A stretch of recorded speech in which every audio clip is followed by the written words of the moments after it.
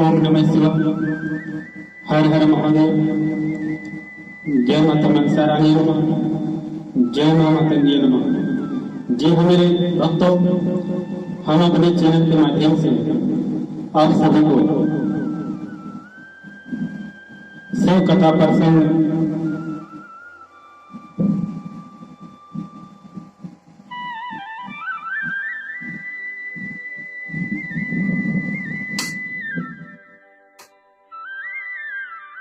कथा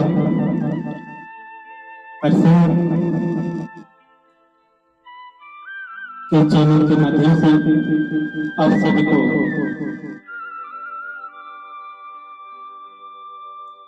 शिव कथा का प्रोग्राम लेकर उपस्थित हुए मेरे भक्तों। तो जो भी हमारे प्रोग्राम में पहली बार देख रहे हैं तो हमारे चैनल को सब्सक्राइब करें और घंटे वाले बटन पर प्रेस करें ताकि आपको शिव कथा प्रसंग सुनने का डेली अपडेट आप सभी के बीच मिलता रहेगा मेरे भक्तों। तो चलिए कथा की ओर चलते हैं। तो एक बार आप सभी प्रेम से महादेव भगवान का जय जयकार लगाएंगे ताकि आपको जो भी परेशानी नष्ट हो, आपके जीवन में आनंद भरा जीवन व्यतीत मंगल बीते मेरे भक्तों। तो प्रेम से बोलो हर हर महादेव। तो 3 बार आप सभी ओम नमः शिवाय हर हर महादेव जय माता मनसा रानी नमः जय मां मातंगी नमः का उच्चारण करेंगे आंखें बंद करके और आप शिव कथा का आनंद लेंगे।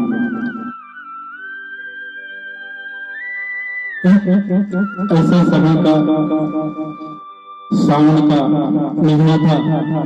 शिव और पार्वती कैलाश पर्वत विराजमान थे और दोनों माता पार्वती ने महादेव भगवान से सवाल करते हैं, हे स्वामी, पृथ्वी लोक में जो हमारे भक्त थे, तो चलिए भक्तों का परीक्षा लेते हैं। शिव महादेव और माता पार्वती दोनों का भक्त पृथ्वी पे है और दोनों सलाह किए कि दोनों भक्तों में से कौन भक्ति में पास होता है मेरे भक्त। तो माता पार्वती और महादेव भगवान पृथ्वी पर आए। माता पार्वती के भक्त उस राज्य के राजा थे और महादेव के भक्त पृथ्वी में घास फूस में रहकर उस भक्ति में लीन थे। उसके घर में खाने पीने की सामान तक भी नहीं थे मेरे भक्त। तो माता पार्वती सबसे पहले अपने भक्त के पास गए। माता पार्वती के भक्त उस राज्य के राजा थे। माता पार्वती और महादेव भगवान दोनों चले माता पार्वती के भक्तों के पास टेस्ट लेने। वह जैसे ही उस महल के पास प्रवेश करते हैं तो राजा के पास, राजा के महल में जाते हैं मेरे भक्तों। अभी के समय हम लोग गार्ड बोलते हैं, सिक्योरिटी गार्ड जो गेट के पास रहता है। और पहले के समय में त्रिशूल लेकर मेन गेट पर वो तैनात रहते थे। तो वह बोले कि हमें अपने आपके जो राजा है, राजा साहब, आपके राजा साहब से हमें दर्शन करने हैं, कुछ काम है हमें। तो उसमें जो उसके गार्ड थे सैनिक, वह बोले, वह बात अपने राजा साहब के पास पहुंचाए। तो उसने कहा कि आपसे कोई, वह कहता है कि हम पार्वती महादेव भगवान आपसे मिलने आए हैं। तो राजा साहब हैरान रहकर बोले, यह संभव नहीं है। और वह इतना रूप, भिखारी का रूप माता पार्वती और महादेव भगवान कर चुके। जैसे पृथ्वी पर आए मेरे भक्तों, उसने अपना रूप बदल दिया, अपने भिखारी का रूप ले लिया। तो भला उस गार्ड ने जैसे ही इसे देखा तो भला ये भिखारी कैसे माता पार्वती और महादेव भगवान हो सकते हैं। 2-3 बार अपने उस राजा के गार्ड से कहा, पुकारा, निवेदन किया कि हमें राजा साहब से बात करनी है, राजा साहब से दर्शन करने दीजिए। तो उसने कहा कि हमें समय नहीं है आपके पास भेंट मुलाकात करने के लिए। तो वहां से ज्यादा गिड़गिड़ाते हुए, निवेदन करते हुए काफी माता पार्वती और महादेव भगवान राजा साहब से मिलने का प्रयास किए, लेकिन इसमें कामयाब नहीं हो पाए, मिल नहीं पाए राजा साहब से। वह बगैर मिले वहां से निकल गए माता पार्वती और महादेव भगवान। और वहां से जाते जाते उसके बाद कहाँ गई माता पार्वती और महादेव भगवान, जो महादेव भगवान के भक्त, जो खाने का सामान भी नहीं था उसके घर में, और घास रहने का घर द्वार भी नहीं था। वह अपने महादेव भगवान अपने भक्त के पास जाते हैं।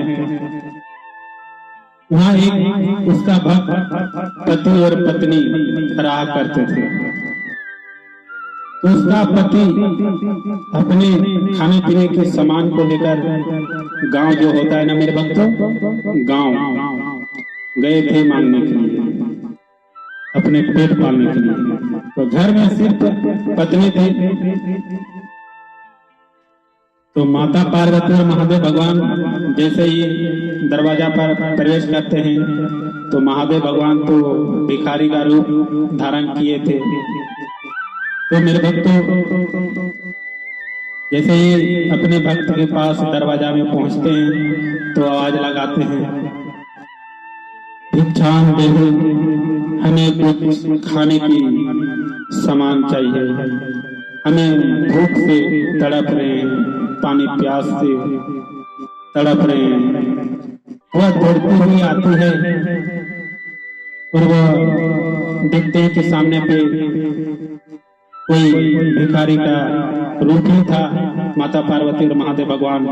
तो उसे निवेदन करते हैं महादेव भगवान, हे माता, हमें बहुत जोरों से भूख लगा है और हमें पानी भी प्यास लगा है, हमें कुछ खाने को चाहिए और हमें बहुत दूर से आ रहे हैं, हम थक चुके हैं, विश्राम हम करने के लिए एक रात दे दीजिए। तो इस तरह माता जी से निवेदन के, उसका पति भी नहीं था आश्रम में, उसका कुटिया में एक कुटिया बना के वह भक्ति में लीन रहते थे पति पत्नी। सुबह पति अपने कुटिया आश्रम को छोड़कर गांव की ओर निकल जाते थे, डेली उसका ही काम था। सुबह हुआ वह खाने पीने की सामान लेकर वह बाहर चले जाते थे गांव ग्राम मांगने के लिए। वह काफी दूर से आते आते शाम हो चुका था, शाम का समय था। उस समय उसका पत्नी कहते हैं थोड़ा सा उसके पास, थोड़ी सी मात्रा में सत्तू उसके पास था। तो दोनों माता पार्वती और महादेव भगवान प्रवेश किया आश्रम में, उसका कुटिया पे। तो सत्तू उसको माता पार्वती और महादेव भगवान को दिए। उसके बाद उसका पति प्रवेश कि स्वामी जी, कुछ इंसान आए हैं पति पत्नी, वह भूख से तड़प रहे थे, हमें बोला कि माता जी हमें कुछ खाने पीने की सामान दीजिए, हम भूख से परेशान हैं और रात भी शाम भी ढल चुका है, हमें रहने की एक रात की आवश्यकता है। तो हमें बोल दिए जी हाँ, आपका आश्रम विश्राम कर सकते हो। और हमारे पास स्वामी जी थोड़े सा सत्तू खाने के लिए थे, तो हम उसको खाने के लिए सत्तू दोनों पति पत्नी को दे दिए। इस तरह से दिए। उसके बाद सुबह हुआ, उसका पति फिर निकल गए गांव की ओर, जो उसका रूटीन था पेट के लिए। और सुबह हुआ तो दोनों आपस में चर्चा करने लगे कि हमें यहाँ से आप निकल जाना चाहिए। तो उसने कहा भला हमें इतना मदद किया, कैसे बिना पूछे हम निकल जाए। तो अपने माता जी से उस माता जी से कहा, माता जी हम आप निकलते हैं, आगे के मार्ग पर हम चलना है। तो जाते जाते पार्वती माता जी मन में सोचते हैं उस माता जी के पास खाने के लिए नहीं था, थोड़े से खाने के लिए सत्तू था, अपने ना खाकर हमें खिलाया और हमें विश्राम करने के लिए अपने आश्रम में इजाजत दी अपने स्वामी से। और इसके मन में थोड़ा सा भी शंका नहीं है, दया नहीं आई अपने भक्तों पर। तो ये मन में माता पार्वती सोच रहे थे। तो कुछ दूर आगे जाते जाते उसे स्वामी जी से सवाल किए कि हमें इतना कुछ करने पर आप अपने भक्तों का कुछ दया नहीं किए स्वामी जी।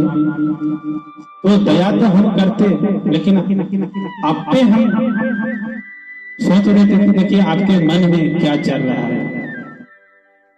तो जाते जाते माता पार्वती के पास, जो राजा के पास राज था, राज कर रहे थे, तो उसका राज महादेव भगवान के जो पास कुटिया आश्रम में रहते थे, उसका राज महल घर द्वार शक्तियों से महादेव भगवान को जो आश्रम में कुटिया बनाकर रहते थे उसके पास कर दिए, और इसका कुटिया राजा के पास कर दिया गया शक्तियों से। तो देखिए मेरे भक्तों, ये भक्ति का कृपा है। अब भक्ति से चाहे एक अच्छे मार्गदर्शन पर चल सकते हो या अच्छे मार्गदर्शन पर नहीं जाकर भी आप नीचे गिर सकते हो। तो इसलिए कलयुग के समय में आपको ईश्वर से अगर मिलना चाहते हो तो भिखारी के ही रूप में आपको ईश्वर दर्शन होते हैं। तो आपके द्वार पर, जो भी घर द्वार पे आपके चौखट पर कोई भी इंसान आता है, तो बगैर अन्न या कुछ दिए उसको खाली हाथ में विदा ना करें मेरे भक्तों।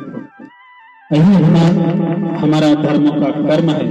अगर आप बिना अन्न दिए या बिना कुछ दिए अगर उसको विदा करते हो अपने चौखट से, तो आपका दुर्गति होना तय है मेरे भक्तों।